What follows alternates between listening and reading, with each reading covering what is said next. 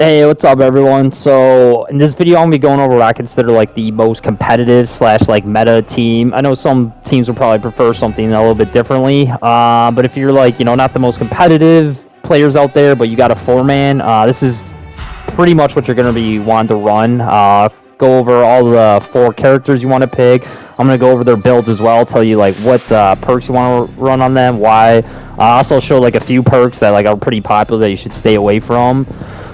So we'll get into it. I'll show you guys what I consider to be the most competitive as far as to play with, like what I want on my team. If I had to like go into a tournament or I had some money on the line, this is what I would want to run. It's also like what I don't want to see when I play demons. So that's another big factor.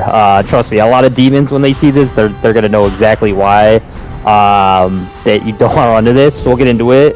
So first we'll start first character at the top. We want to go with Annie.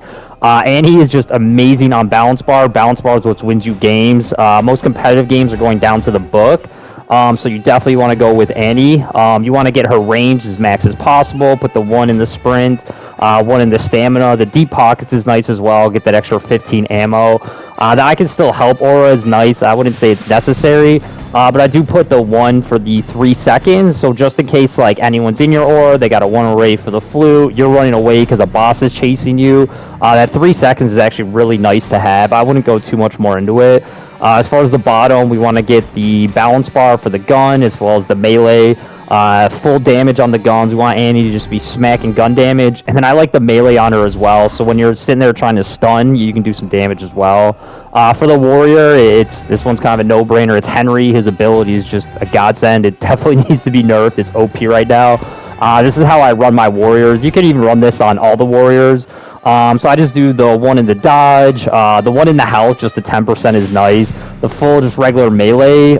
Cutting blows is really good. If you guys didn't know, this doesn't just go for sharp weapons. This goes for all weapons. So if you pick up the sledge, the bat, blunt objects, you're going to get 30% dismemberment, even on your blunt. So the second one after that only works for sharp. That one works for everything. And then here's like, the little like kind of reverse L shape here of what makes Henry Henry. So you got the stuns, the regular stun, the blunt stun, and then the heavy swing stun.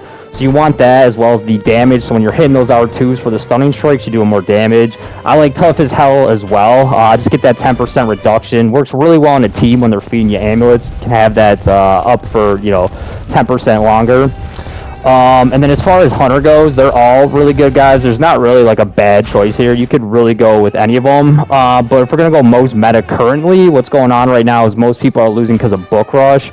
Hunter Ash with his ability kick out possession counters the Book Rush. You can just kick that basic right out. Plus, if you time it right, you can get 2 of those deep possessions on the book. Basically, you win the game. So this is what I consider like the most meta as far as the Hunters go. So you can see you got your gun damage, full balance bar. The main damage is really coming from the headshots, the last chance, and the close range. Max dodges as well. Make sure you get your dodges in there. I don't run Fear No Evil on my Hunters. I know most people do. I don't think you necessarily need it. There's like literally like half-burnt cigarettes on the ground that you can just stand next to, lose the fear. You can drop your gun. There's fires everywhere. It's really easy to maintain the fear, so I don't personally think you need it right now. And then as far as support, the best is clearly Cheryl with the extra healing, the coals that reduce the fear as well.